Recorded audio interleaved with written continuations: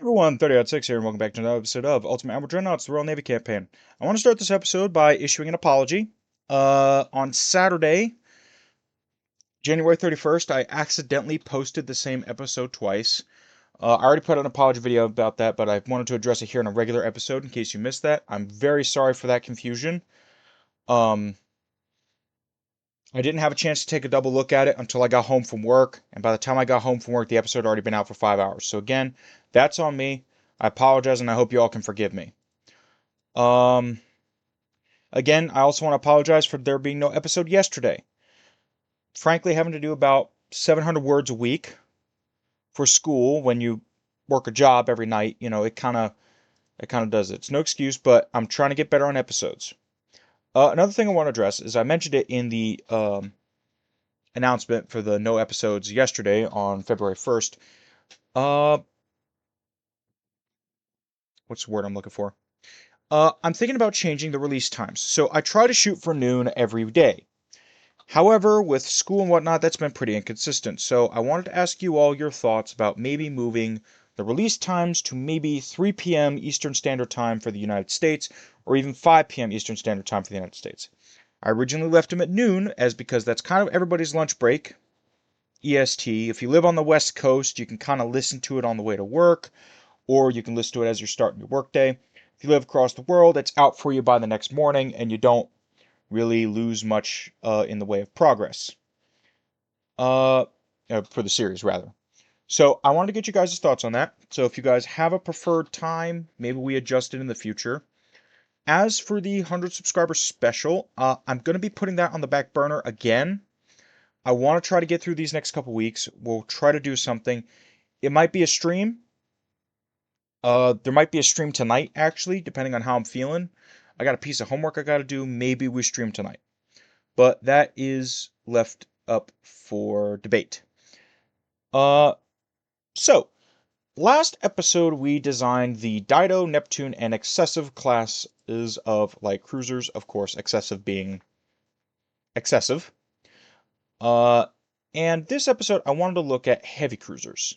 Just going over designs, because again, basically these next few episodes, as I've been saying, we need to do fleet effectively, right? You know, some of these ships have been in service for years. And I got a comment. I want to shout you out because I try to respond to all my comments. I do respond. If I don't respond, maybe it's just a blank reply and I don't feel I need to respond, I will at least like and heart your comment. So keep those comments coming. And if you are uh, not subscribed to the channel, go ahead and subscribe. Leave a comment. I read them. So I'm going to take a look here because someone had mentioned it.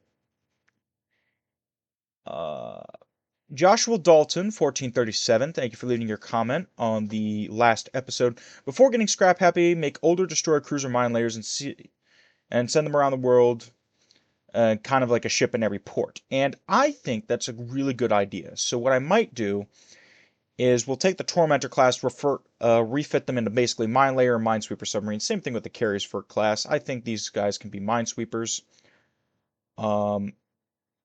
I don't plan on scrapping the Orfords all at once. If I do another refit, it'll probably just be converting them into mine layers. The Purse and Carlslaus, I'm going to keep in service. They're good cruisers. They've served well, but soon we're going to be building new ones. But I want to look at heavy cruisers because the Avenger class, as good as it is, kind of use some upgrades. And we have new hulls, and we have to follow the rules for the campaign. I will say, here in Florida, it has been unseasonably cold. We recently had the cold front come through, and I swear to you, like, on my life, people were shopping, like, so if you're not from the state, what was the last cruiser? That kind of looks like one of these hulls. We'll start with this hull, I guess. So for those of you who are not from the state or don't really know about it, when we get hurricanes, people tend to, how to put this nicely, panic shop. They buy 18 cases of water. They buy like 100, you know, things, the generators and spare batteries and stuff. And then we get nothing for the hurricane. Like, it's basically nothing. I think this cruiser, 10-inch triples. It's an idea. We'll see how feasible it is. Triple 10-inch cruiser, I guess. Yeah, so they tend to panic shop, and I swear to you, people were shopping like we were going to be buried under 7 feet of snow. And for reference, where I live in Florida, we have not had a standing, like, inch or more of snow since a freeze in 1985. And another thing, there's not any citrus left to kill. Like, seriously, if it gets cold and it snows, there's no citrus left to kill. We really shouldn't be worried about it. But nonetheless, people will be people. So, enough of my complaining. We're going to try for 30 knots on the Undaunted class. See if we can do that. I also got a chance while I was doing homework last night to listen in on the Tampa Bay Lightning Boston Bruins game, which was pretty much the closest thing you could get to a Thunderdome game. They played it outside in Raymond James Stadium in Tampa, Florida. So, yeah, we can play hockey outside in Florida apparently now, which is God knows what kind of power that gives us in the state of Florida, where we just decide, you know what, play hockey outside in Florida, in Tampa Bay. But Lightning won. It was a really good game, and I highly suggest if you haven't gotten a chance to watch the clips, just watch it. Even if you're not a Lightning fan, it's just a really good game. It's one of those hockey games where you're like, oh yeah, this is a game. There was actually a goalie fight, which is always fun. I have said before that if there was a state bill in the Florida legislature where we could say, okay, the Panthers Lightning game, so the Florida Panthers Tampa Bay Lightning game would just be a gladiator match at the Citrus Bowl in Orlando, Florida, and just give everyone boxing gloves, I would support it 100%. Like, hands down, because that's basically what those games turn into. I like the way the AA is set up on here. This kind of makes me think of like maybe something to support the faster battleships, maybe. But yeah, no, it's been unseasonably cold. They actually had to heat the ice to make sure it didn't get too cold and start to crack, which is already strange when you consider that we're playing hockey outside in Florida, but nonetheless. Back on topic, design here. I'm just going to go through the standard motions here, see what we can come up with. Um,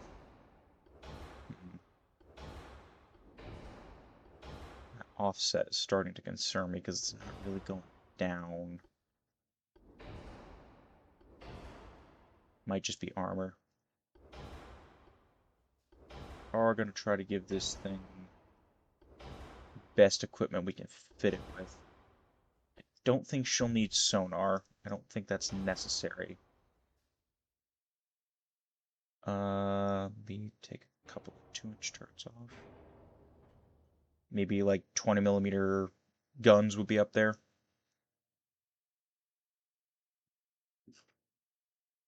We could put depth charges on. I really don't think it's necessary. Okay.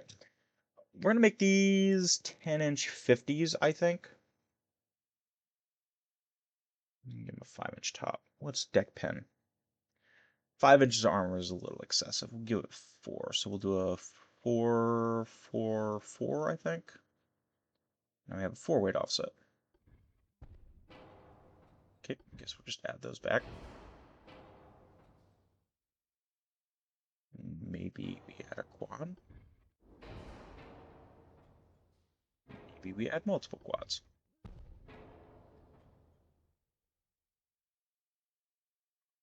Let me bring these down to the right count. The 1.6s. Let me get rid of that one there. There we go.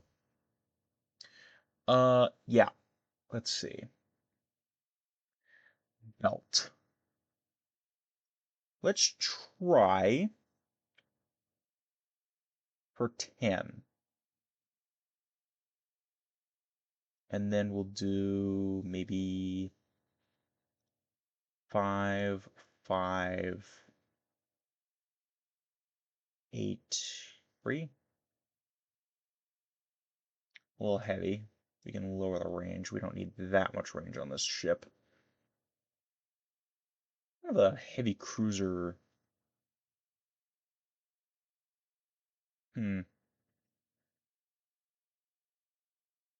Like it. I don't know if we'll build the Undaunted class. It's kind of a older hull design.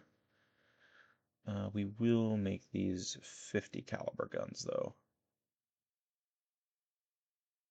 which is excessive. Which I think gives them the same range as 16-inch guns, so I think I might make these guys a little bit more snub-nosed. Bring these down to, let's say, 10-inch 45s? Let's try that. 10-inch 45 triples, what are we looking at? Pretty similar. We'll be pretty protected against our own guns. They're not super long-barreled, so they're not going to get as much bonus from some things. But I really don't think it matters. These things are really just going to shred whatever they come up against anyway. Make these 4-inch 35s.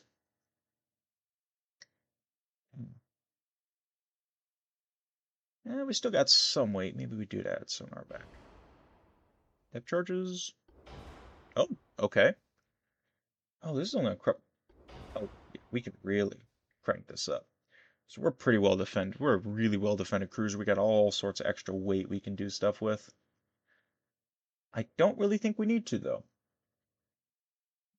We could armor it up more. Maybe triple bottom, but I don't really think that's necessarily necessary. We can up the interior armor a little bit, maybe give it back some range. So long range kind of independent cruiser, I guess you could say. Kind of flotilla leader. Saying, okay, we're going to send maybe the Neptunes out. We'll send a bunch of them out, and this one would be kind of the lead cruiser. Maybe they would design this to go along with the Nelsons. I don't know. I thought of a fun idea for a campaign. Uh, you know the Nelson design, right? All guns forward.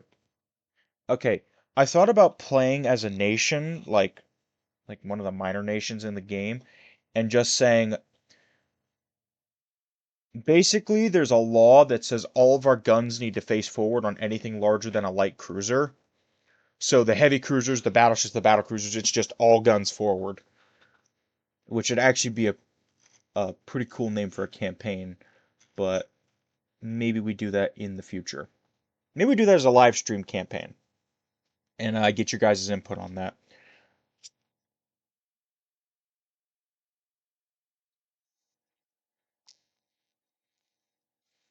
Getting little oranges here. Bum, bum, bum, bum, bum, bum, bum, bum. I was able to pick up at the library today. They were doing a book sale, so I was able to pick up like 20 books for $5. It's like $5 a box. I'm like, holy crap! I gotta get me some of these. Let's go to the Heavy Cruiser 4, Cochrane. We'll do 30 knots. I did want to design a pocket battleship eventually. The problem is, I think the heavy cruiser hulls only go up to 10-inch guns or 11s. I guess we could do 10-inch duels, but maybe not. Do 8-inch quads.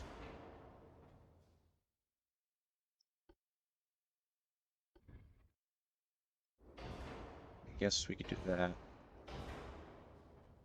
Scoot everything up a little bit.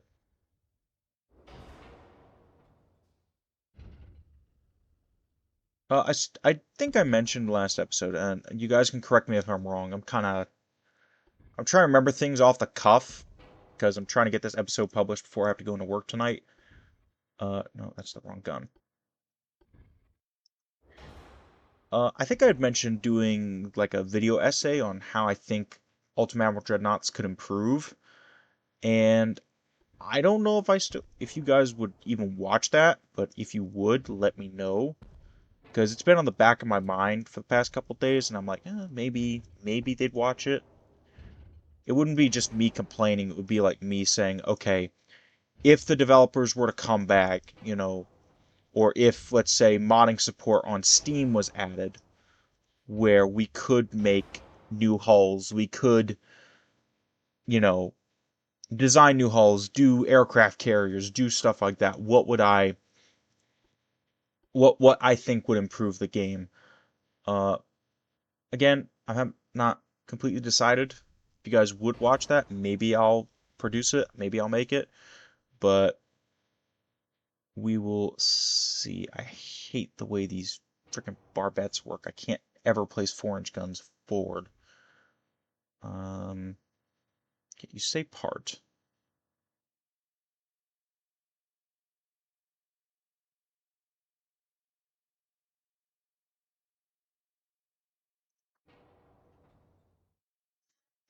Maybe just do two twin 4-inch guns. Maybe torpedoes? Kind of a more aggressive heavy cruiser.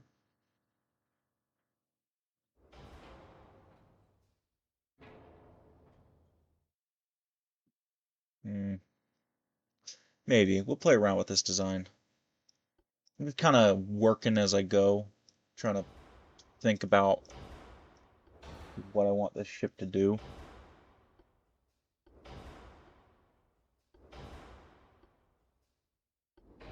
Of course, now we have a massive aft offset. Not ideal.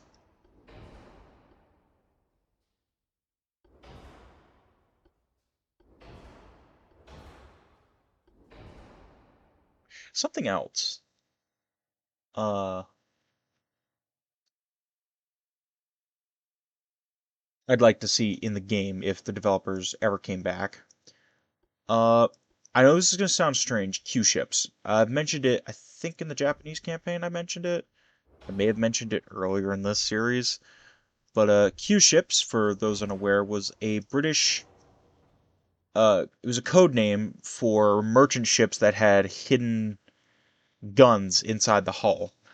And it's a really interesting uh, story. There's a famous story about the Carmania and the Cap Trafalgar famously bumping into each other, basically disguised as each other, realizing, wait, why does that ship look like us? And then on the other side, they're like, why does that ship look like us?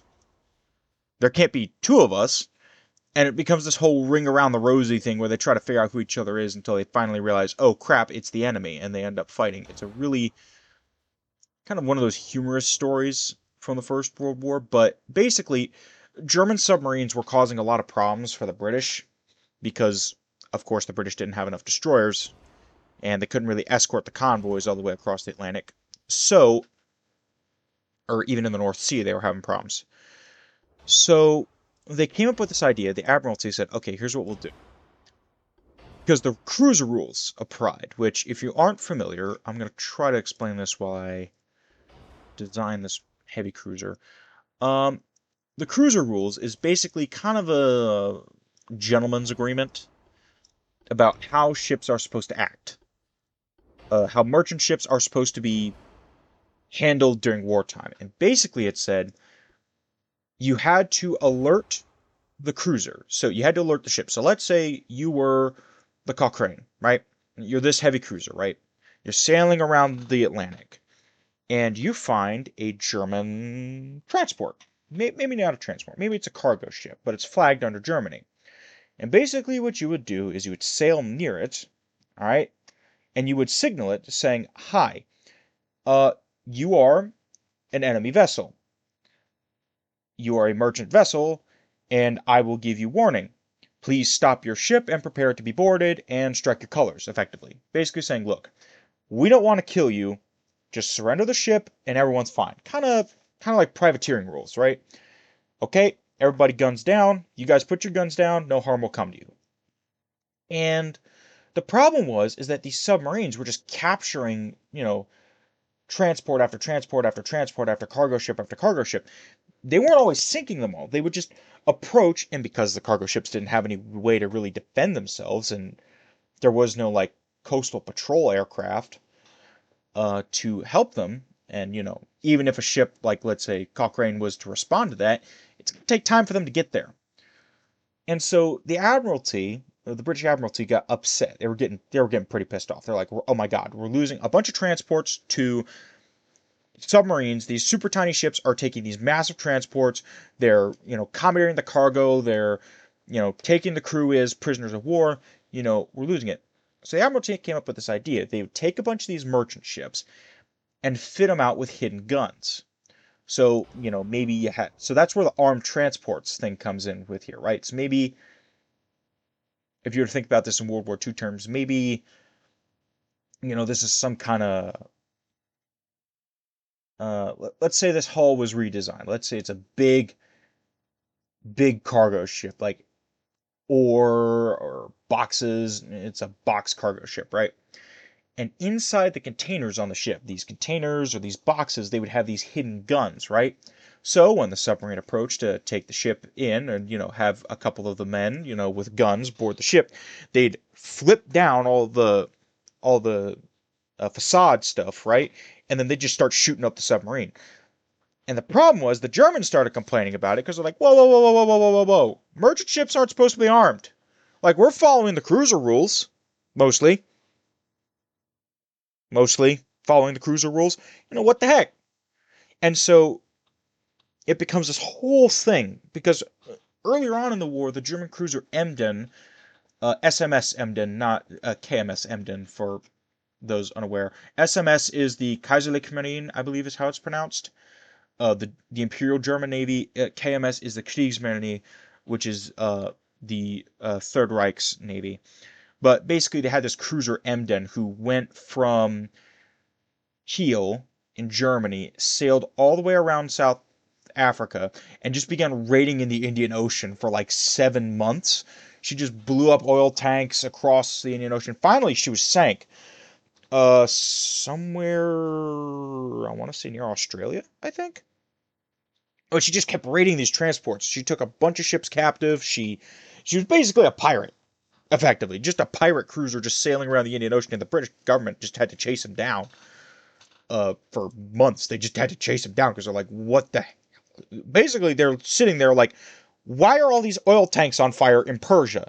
Oh, it's one light cruiser doing all this. Okay, send the entire freaking Royal Navy after this thing. Any ship that finds it, like, please blow it up and make sure it never gets back to Germany or any of her colonies.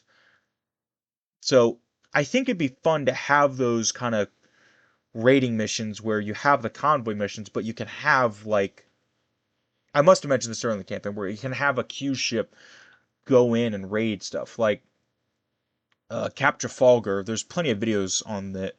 I recommend Laserpig's video on the Great Ocean Liner duel between Carmania and Cap Trafalgar in the Caribbean.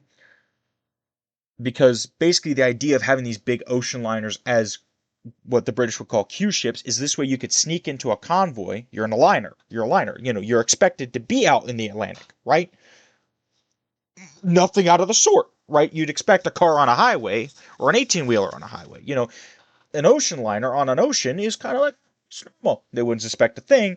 And then dead of night, you open up the guns, you tear up the convoy, and then you flee because you're faster, because you're a liner.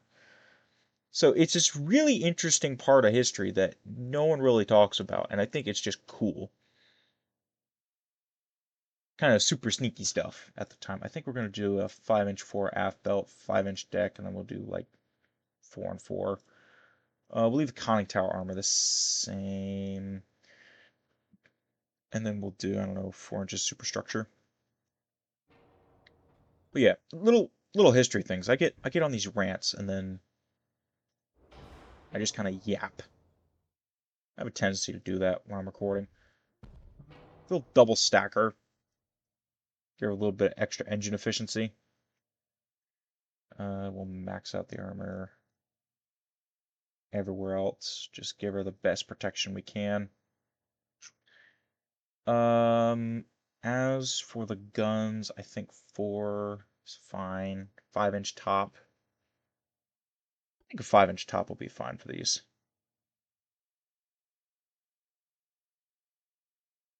Yeah. Truthfully, we don't really have to worry about deck armor with these cruisers, but I still get concerned about it. So I guess maybe we add depth charges and sonar? Sure. Long range cruiser. I think these will be our version of the county. I think we'll call these the county class. And then we'll just go by counties. So Suffolk, uh, Norfolk, stuff like that. I can't remember what the actual class had. I think they had like 8-inch or 10-inch duels. I can't remember off the top of my head. But yeah, sure, we'll have the county class. So let's take a moment before we start looking at other designs. I want to get... la la la la.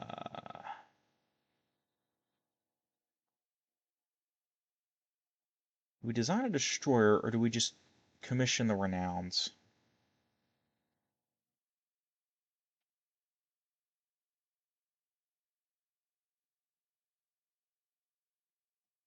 I think we just commission the Renowns.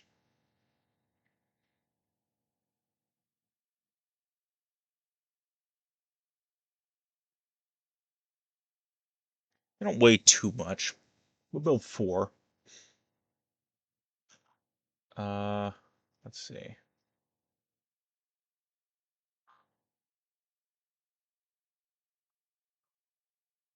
I guess I'll borrow carrier names.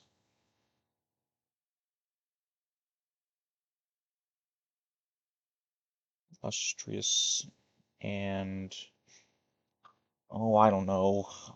Renown Pulse.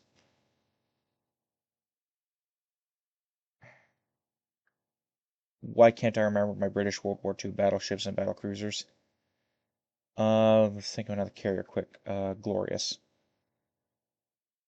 There we go. So for those of you who are unaware, I kind of do the battle cruisers. So if it's a battle cruiser and I don't really have a name for it, I just name it after an aircraft carrier that existed. It's just easy for me to remember. Let's build these guys. Rosyth, I think. Get that set. And then maybe we start with the Dido class. Do 30.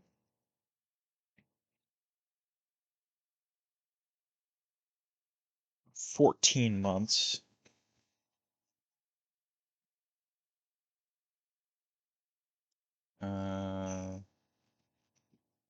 We'll do 1, 2, 3, 4, 5, 6, 7, 8, 9, 10. We'll build these in Scapa Flow. I'm gonna mess around with some of the names.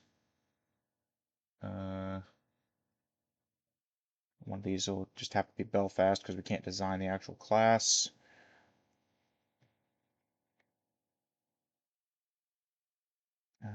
Diadem, we already had that. Let's do uh,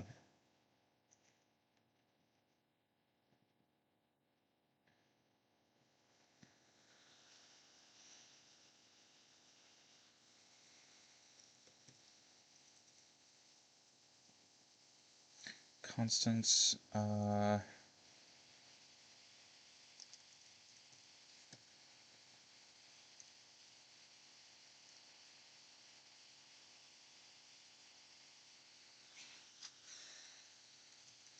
York, the city. Um,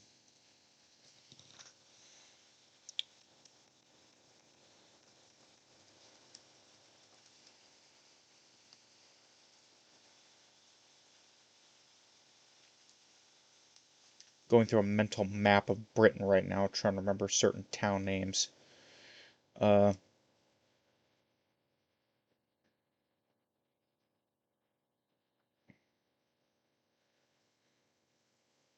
We'll throw Camelot in there. Just Portsmouth.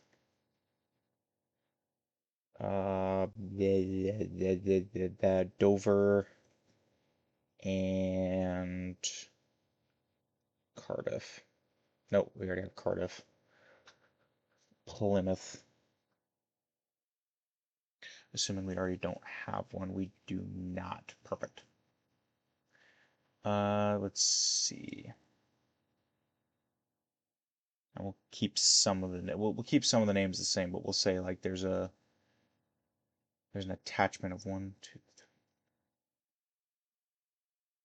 We'll say that their original plan was to be named stuff like that, and then it got changed for X reason.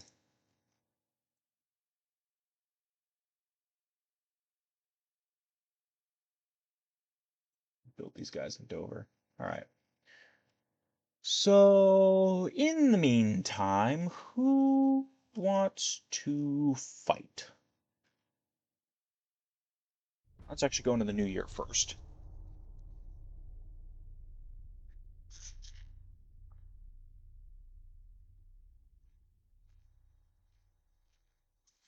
Uh-oh, Serbia's trying to form Yugoslavia. Uh-oh.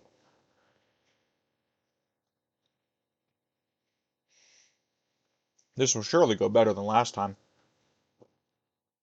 And we're broke. Not really. We're burning money, but I think that's just from us laying down a bunch of ships. Boo! Fleet submarine. No, you're not getting a Queen Elizabeth. The Soviets are trying to pay me off.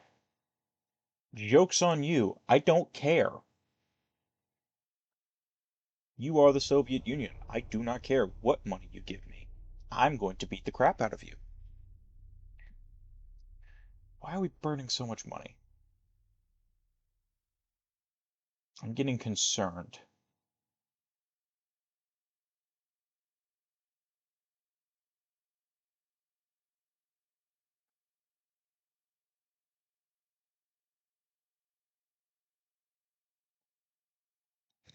That is actually a good question. Why are we burning so much money?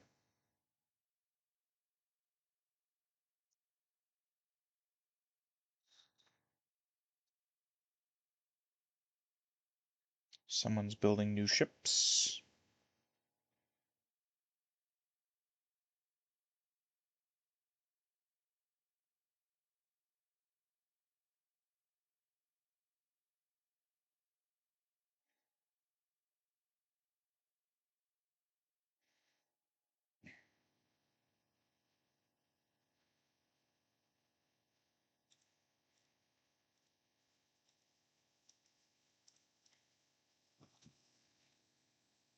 Italy is getting torn apart.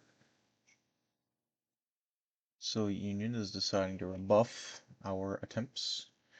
Did we ever sort out the fleet composition? We did not. We should probably fix that while we're standing here. These are Avengers. Move a bunch of these to Plymouth.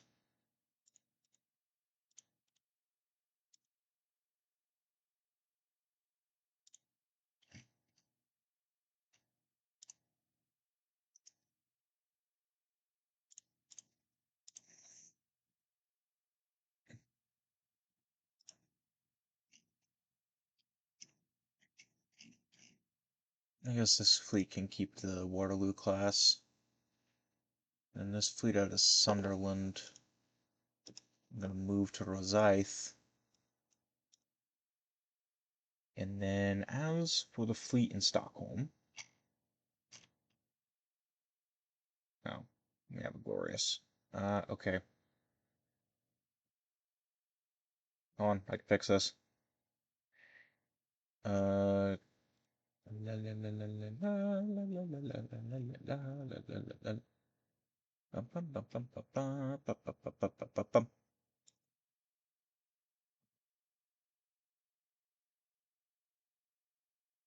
There. No, wait, I take that back.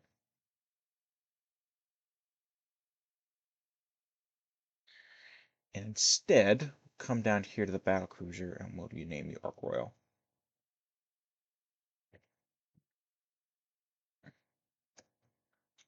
There we go. Cumberland is at sea. I don't know where. I really need to get these guys out of service.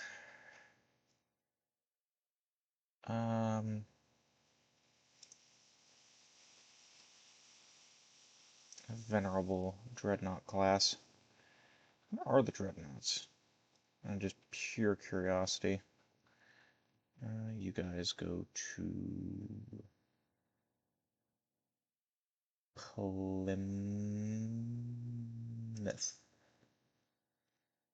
Where are the Dreadnoughts?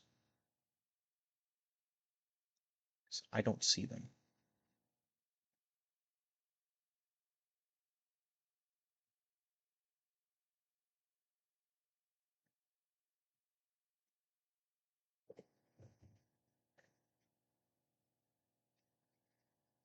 Okay, I'm gonna take out 3 of the old battle cruisers.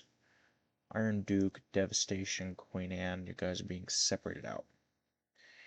And I will replace you instead with Audacious, Conquest, and Glorious.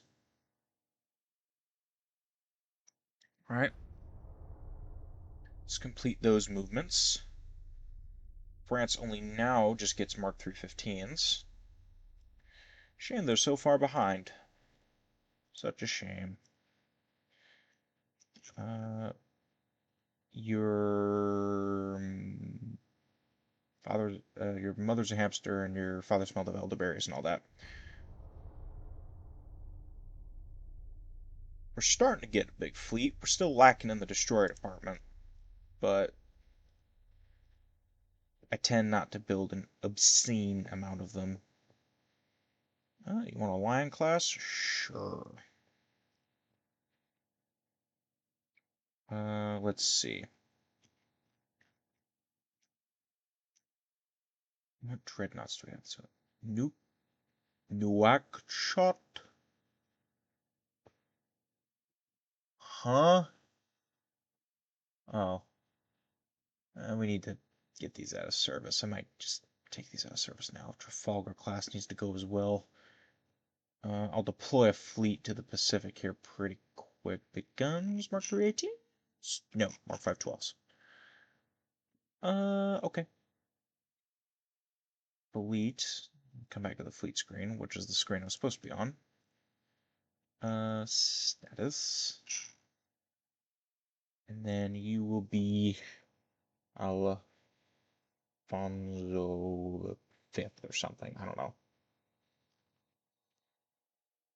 First ship order we've had in a while, which I guess a while meaning that I literally haven't built any ships for multiple episodes because I've been busy with school and I haven't recorded episodes. Also, Portugal is still our longest held ally because everyone else died. Why are we burning money? Yes, I agree. They've been talking smack. I heard Austria-Hungary was talking smack. They ain't got no much. They don't got a lot of land left to be talking smack about. Why are we burning money? Monthly balance, expenses. Fleet building, fleet maintenance, ammunition, shipyard development.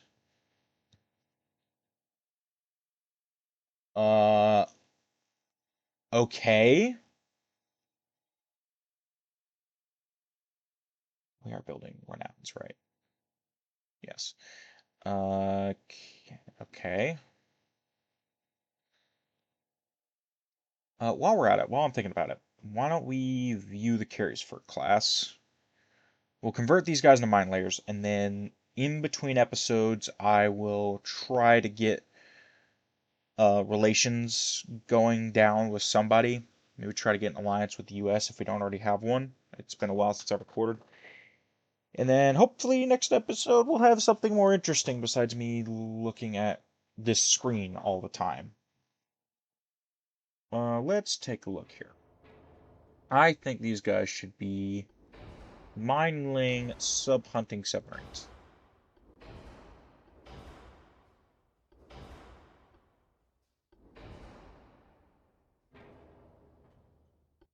And we should give them lots of secondaries.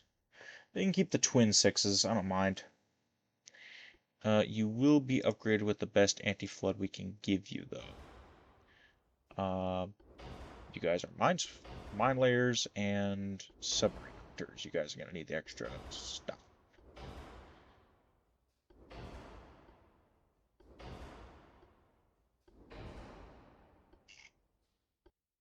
Auto 2 electro hydraulic. Okay. And we're just going to max out your armor. Why are you maxing out the armor? Well, they gotta go fight submarines. They need to be freaking prepared, man. Yeah, halfway offset. Make it halfway offset. Just put more 2-inch guns, maybe. Hold on, let me downsize these first. Make the turrets take up less space. No, that's just a 4 issue. Okay.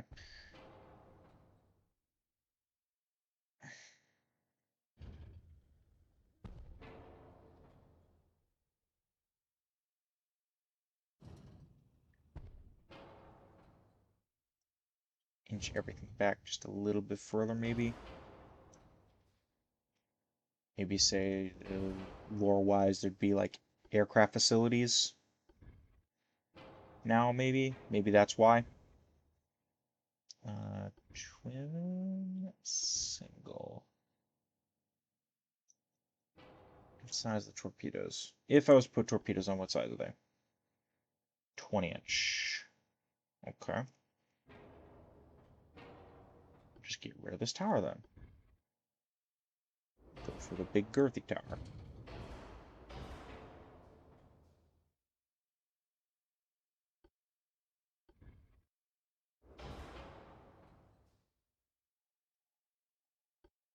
And we'll put 1.6s. We can't put 1.6s on this tower. That's stupid.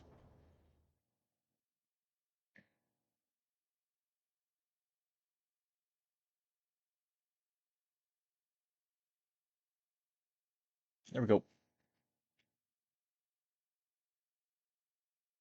course, we can't rename it, but we'll put these guys in ports and whatnot. But sure. 9-month refit shouldn't take too long. There's only like 10 of these things. So we'll move them. I think we're going to move most of them to the Pacific. I'll move like 5 to the Pacific. I'll move like 2 to the Gulf. When I mean the Gulf, I mean like the Persian Gulf. And we'll put like 2 in the Caribbean or something. I don't know, but I think that's what we're going to call it for this episode. I got to go into work in about an hour and a half. Armor quality, modern armor, 1937 tech. That's pretty freaking good. So maybe next episode we get it, maybe not. But hopefully next episode will be a little bit more exciting. So I hope you guys enjoyed this episode though, and I will see you in the next one.